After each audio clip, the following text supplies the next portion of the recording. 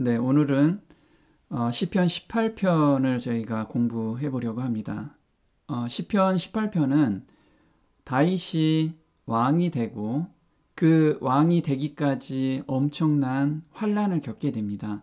근데 그 환난 가운데서도 하나님의 그 따뜻한 손길을 그리고 이겨주시는 하나님을 만나게 됐는데요. 그것을 찬양한 시가 바로 시편 18편입니다.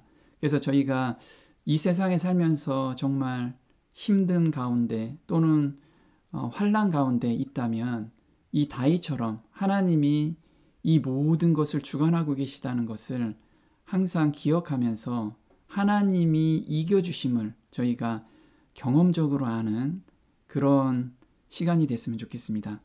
모든 환난 가운데서 하나님을 만난 다윗인데요. 어떻게 하나님을 만날 수 있는지 그 부분을 좀 알아보도록 하겠습니다. 시편 18편은 우리가 보기에 좀 긴 시입니다. 그래서 구조를 한번 보게 되면요. 1절에서 3절까지는 다윗이 고백을 해요. 어떤 고백을 하냐면 나의 힘, 나의 반석 해서 7번 하나님에 대해서 이야기를 하는데요. 모든 어려운 가운데 자신을 보호해 주시는 하나님에 대해서 하나씩 설명을 하게 됩니다. 비유로서요. 그래서 완전한 하나님, 그 어려운 가운데서도 완전히 자신을 보호해 주시는 하나님에 대해서 찬양을 하고 있습니다. 4절에서 6절까지는요.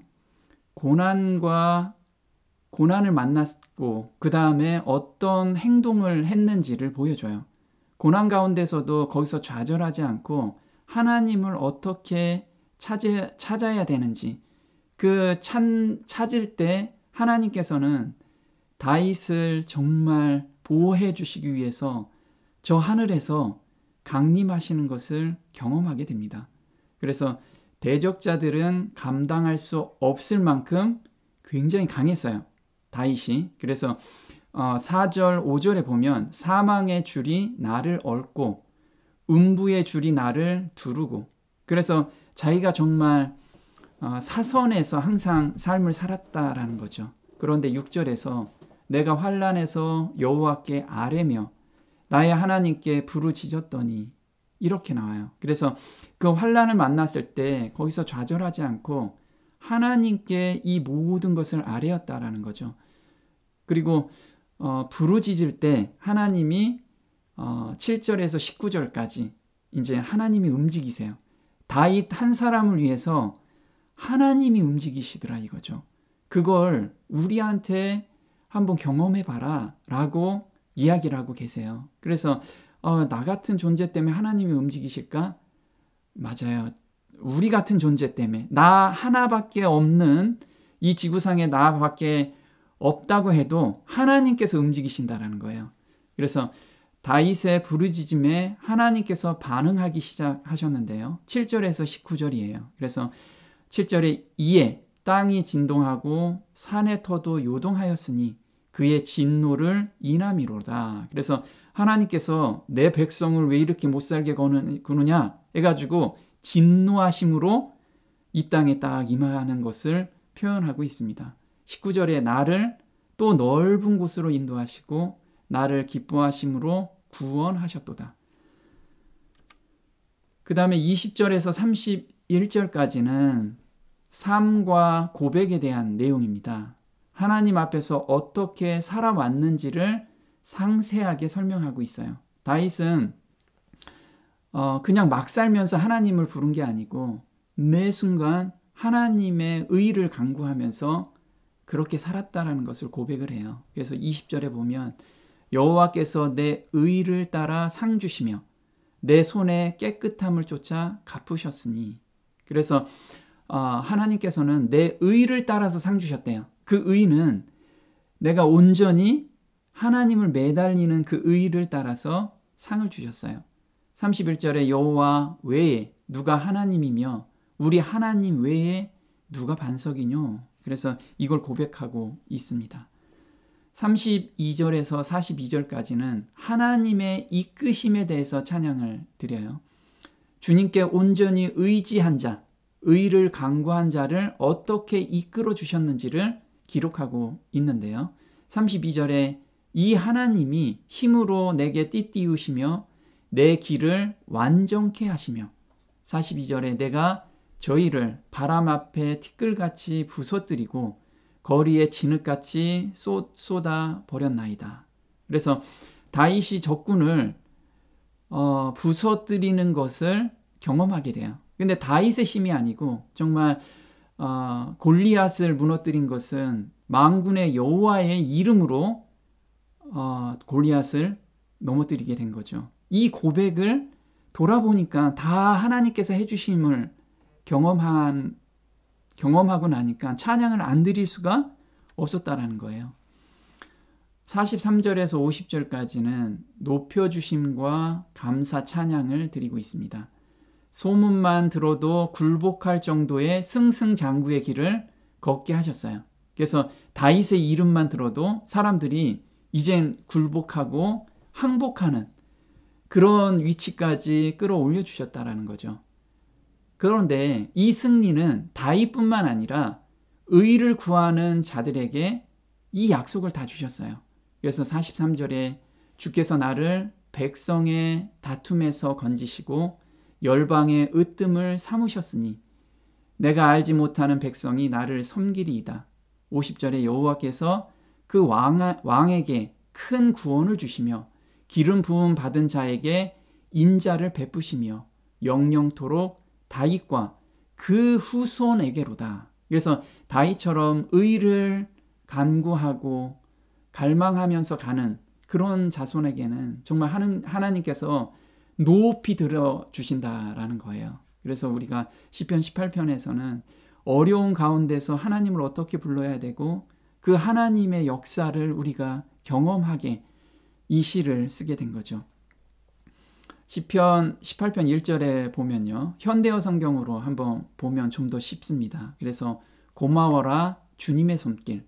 이게 사무엘하 22장 1절에서 51절하고 이 시가 굉장히 비슷합니다. 그래서 우리가 이 시를 볼 때 사무엘하 22장 1절에서 51절 한번 읽어보면 굉장히 이해하기가 쉽습니다.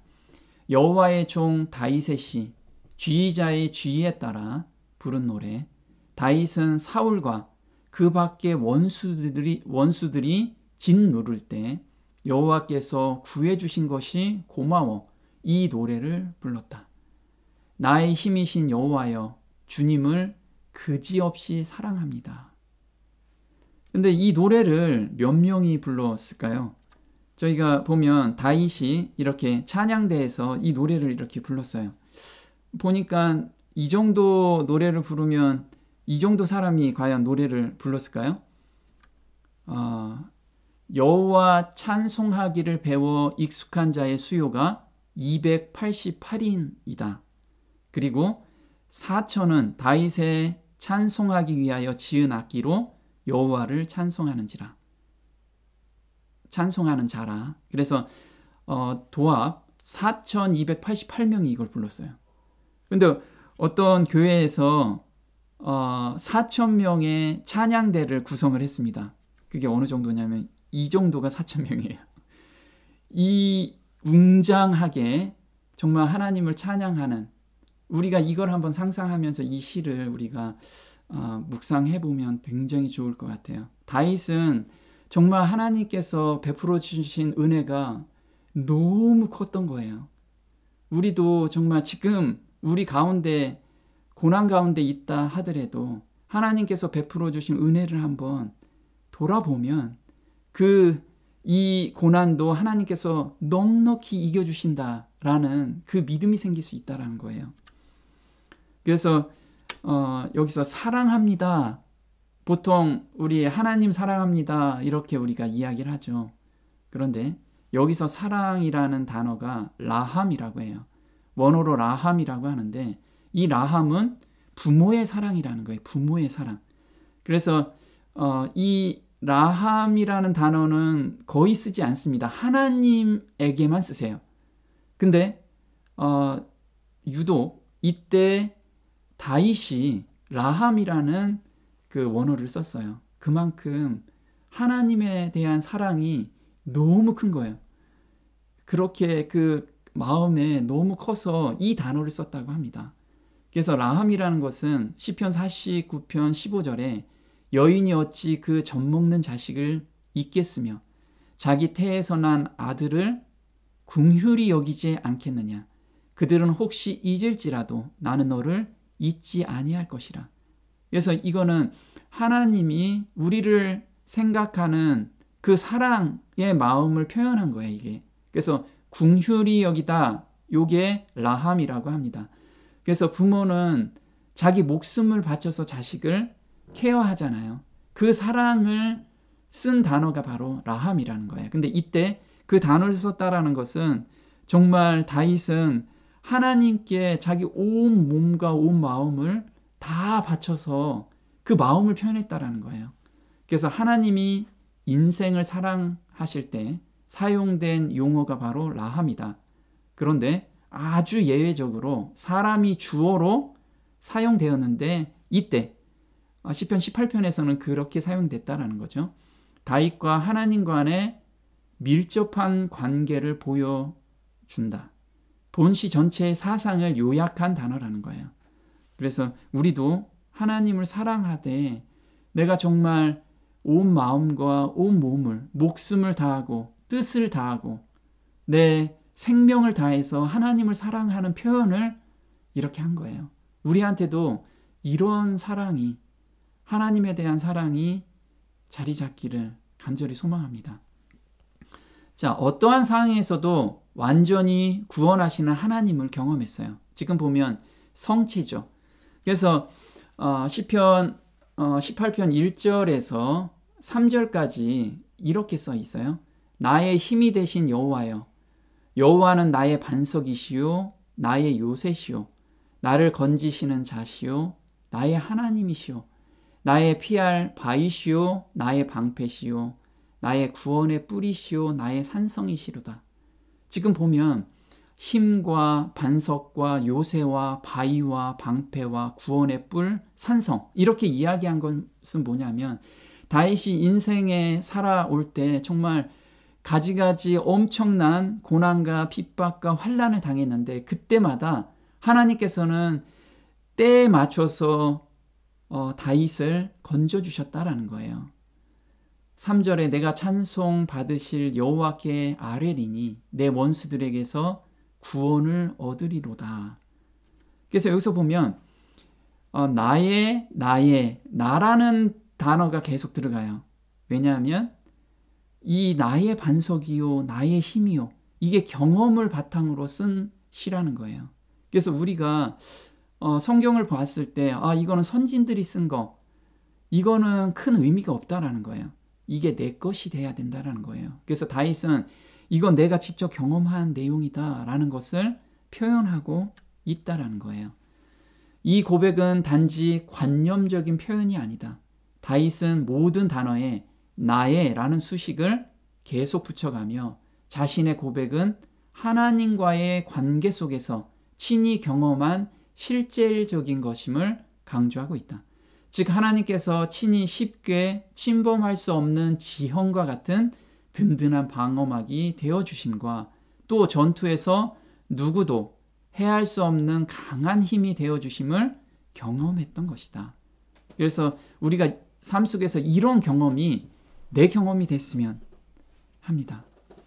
그러면 어떤 상황에서 이런 시를 썼을까요? 그런 상황이 나한테는 다윗은 정말 죽을 고비 안에서 이 시를 쓰게 된 거예요. 하나님의 그 능력을 경험하게 된 거죠. 또 하나님의 사랑을 경험하게 된 거고요.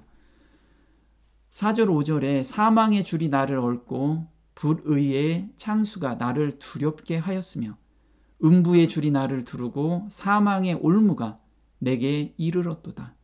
그래서 다윗은 정말 죽을 고비 안에서 하나님을 만나게 된 거예요. 그래서 사무엘상 20장 3절에 보면 나와 사망의 사이는 한 걸음뿐이니라. 그래서 다윗은 사선을 항상 넘나들었다라는 거예요. 우리가 이 세상에 살면서 정말 이렇게 사선을 넘나드는 경험들이 있나요? 혹 있을 수도 있고 그보다는 적은 환난을 만난다라는 거예요.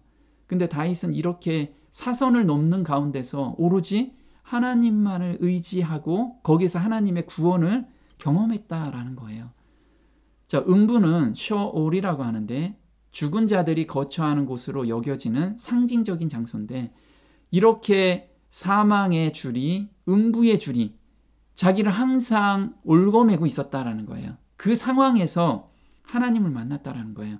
그럼 어떻게 만났느냐? 다윗이 정말 군대를 하나님께서 보내주셔가지고 그걸 헤쳐나갔느냐?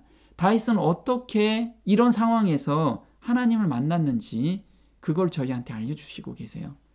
그래서 6절에 내가 환난에서 여호와께 아뢰며 나의 하나님께 부르짖었더니 저가 그 전에서 내 소리를 들으시며 그 앞에서 나의 부르짖음이 그 귀에 들렸도다.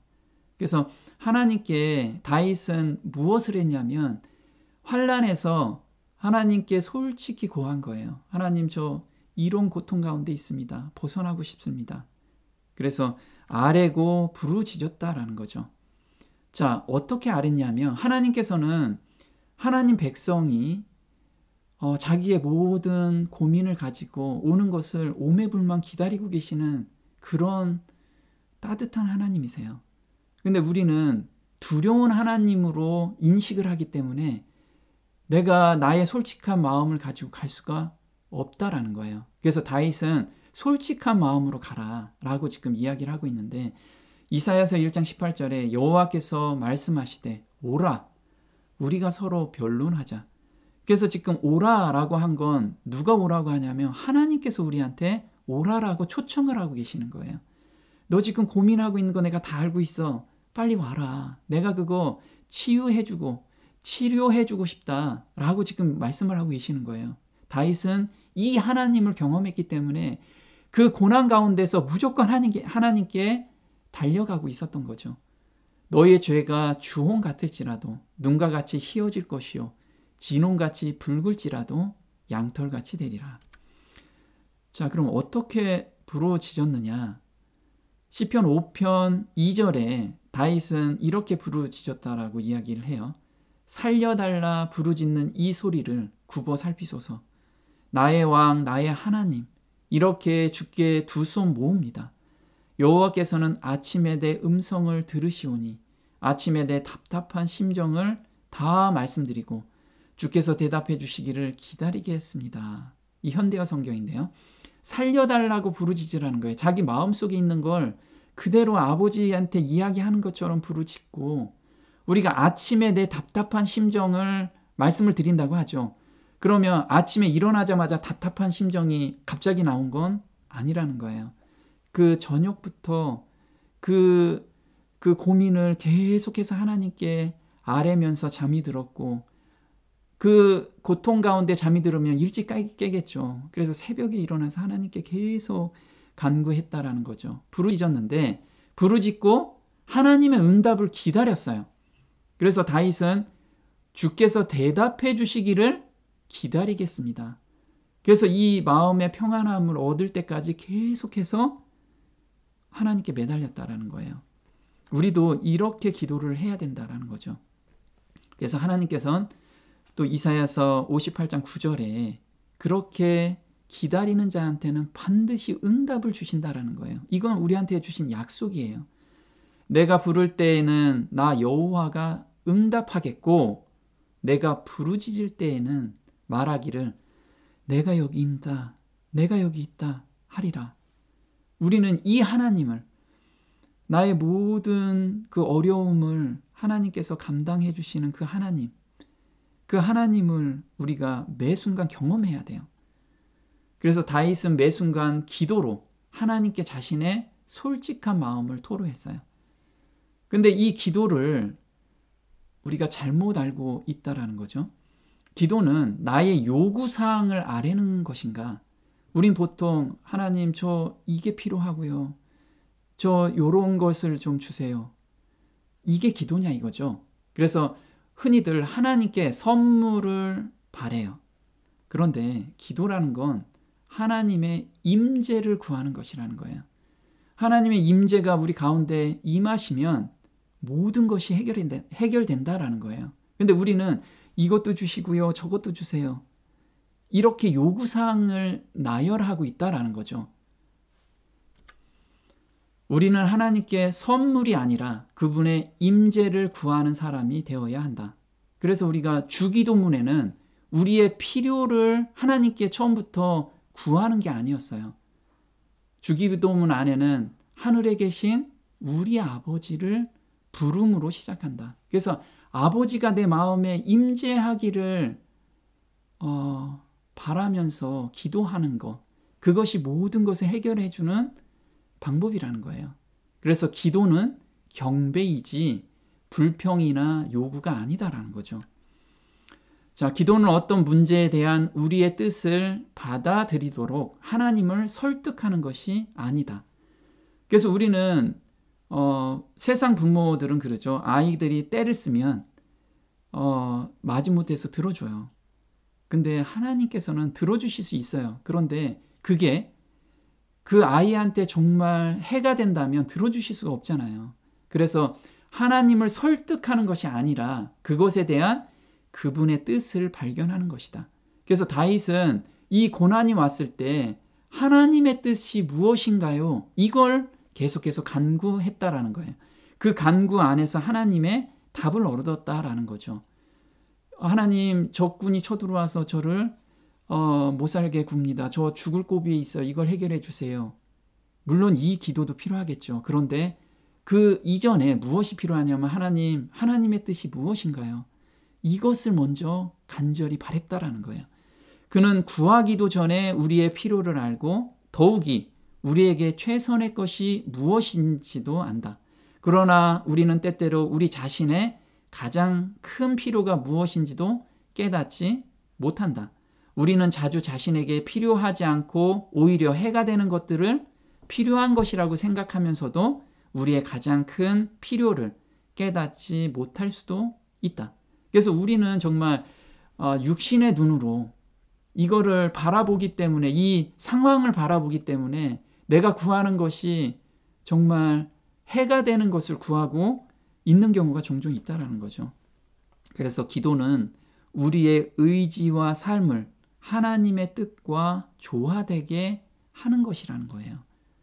그래서 우리 기도하는 방법을 정말 그 방향으로 잡아야 된다라는 거죠. 그래서 기도는 영혼의 호흡이라는 거예요. 지금 애가 수영을 배우고 있습니다. 그러면 영혼의 호흡이라는 게 이게 날숨, 뱉어내라는 거예요. 기도로 뱉어낼 수 있다라는 거예요. 무엇을 뱉어내냐면 내 속에 있는 괴로움과 근심, 걱정, 또 죄에 대한 고민을 뱉어내라. 이게 기도라는 거예요. 그래서 갈라디아서 5장 19절에 육체의 일은 현저하니 곧 음행과 더러운 것과 우상 숭배와 원수 맺는 것, 분쟁과 시기, 이런 것이 마음에서 올라오면 기도로 뱉어내라는 거예요. 그러면 들이마셔야 되잖아요. 이게 들숨이라고 해요. 그러면 들어 마셔야지만 뱉어지게 되겠죠. 우리가 산소를 들어 마시고 이산화탄소를 내뱉는 것처럼. 그러면 산소가 마셔져야 되죠. 이게 갈라디아서 5장 22절이에요. 오직 성령의 열매는 사랑과 희락과 화평과 오래 참음과 자비와 양성과 충성과 온유와 절제니, 절제가 안 된다면 하나님께 기도하면서 그걸 받아들이라는 거예요. 그러면 내 속에 있는 분냄과 시기, 질투 같은 것이 날숨으로 나간다라는 거예요. 그래서 우리는 기도라는 것은 어쩌다 한번 내 상황에서 그냥 하나님 저 이렇게 고통 가운데 있습니다 하고 어쩌다 한 번씩 하는 거냐. 기도는 그렇게 하는 게 아니라는 거예요. 바울 형제는 데살로니가전서 5장 17절에 쉬지 말고 기도하라. 쉬지 말래요. 왜? 우리가 숨을 참을 수는 없잖아요. 10분간 숨 안 쉬고 한 번씩 숨 쉬는 사람이 없다라는 거예요. 오히려 바쁘게 뛸 때는 더 숨을 바쁘게 쉰다라는 거예요. 내가 지금 바쁘게 살거나 아니면 고통 가운데 있으면 숨을 더 빨리 쉬어야 된다라는 거예요. 기도를 쉬지 말고 해야 된다는 거예요. 에베소서 6장 18절에 현대어 성경으로는 여러분은 또한 항상 기도하십시오. 무슨 일에나 성령께서 원하시는 선 안에서 하나님께 간구하십시오. 여러분이 필요한 것을 계속해서 아뢰십시오. 각지에 흩어져 사는 그리스도인들을 위해 열심히 기도하십시오. 자신을 위해서 기도하고 또 그리스도인을 위해서 기도하라는 거예요. 근데 여기서 성령이 원하시는 선에서 하라는 거죠. 그래서 우리는 기도할 때 내 스스로 막 기도하는 거, 필요에 의해서 기도하는 거 굉장히 그것도 중요하지만 정말 말씀을 묵상하면서 우리가 기도 가운데 들어가 있으면 정말 하나님의 뜻이 무엇인지를 성령 하나님께서 깨우치게 해주신다는 거예요. 그래서 로마서 8장 26절에 이와 같이 성령도 우리 연약함을 도우시나니 우리가 마땅히 빌 바를 알지 못하나 오직 성령이 말할 수 없는 탄식으로 우리를 위하여 친히 간구하시느니라.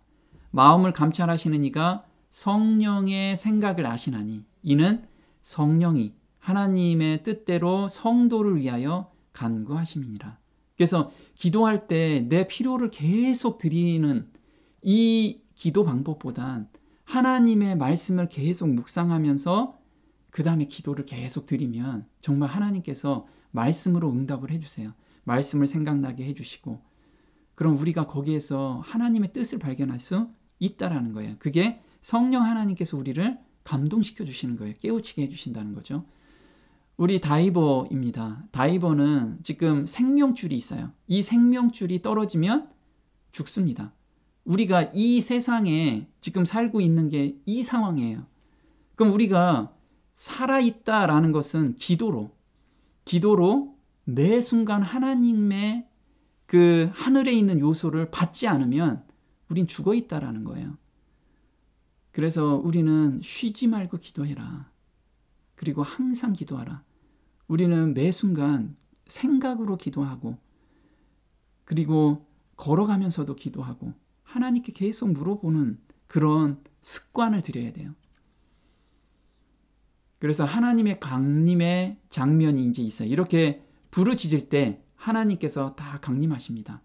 7절에 이에 땅이 진동하고 산의 터도 요동하였으니 그의 진노를 인함이로다. 그래서 하나님께서는 하나님의 백성을 힘들고 어렵게 하는 그 상황에서 하나님께서는 그걸 신원해 주시기 위해서 강림을 탁 하시는 모습을 다윗은 경험하게 된 거예요. 우리도 이 경험 가운데 들어가야겠죠. 그 코에서 연기가 오르고 입에서 불이 나와 사름이여 그 불에 숯이 피었도다. 저가 또 하늘을 들이우시고 강림하시니 그 발 아래는 어두캄캄하도다. 구룹을 타고 나르시며 바람 날개로 높이 뜨셨도다. 이거는 출애굽기 19장 18절에 하나님께서 시내산에 강림하시는 모습하고 비슷하게 지금 표현을 하고 있어요. 시내산의 연기가 자욱하니 여호와께서 불 가운데서 거기 강림하심이라. 그 연기가 옹기점 연기같이 떠오르고 온 산이 크게 진동하며. 그래서 우리가 정말 이런 하나님, 자기 마음에 임재하시는 하나님을 오늘 경험해야 돼요. 기도로서 가능하다는 거예요. 그래서 다윗은 고백을 이렇게 합니다. 그 사선에서 기도를 하는 가운데 하나님의 구원하심을 경험하게 되는 거죠. 나를 강한 원수와 미워하는 자에게서 건지셨으며 저희는 나보다 힘센 영고로다. 저희가 나의 재앙의 날에 내게 이르렀으나 여호와께서 나의 의지가 되셨도다.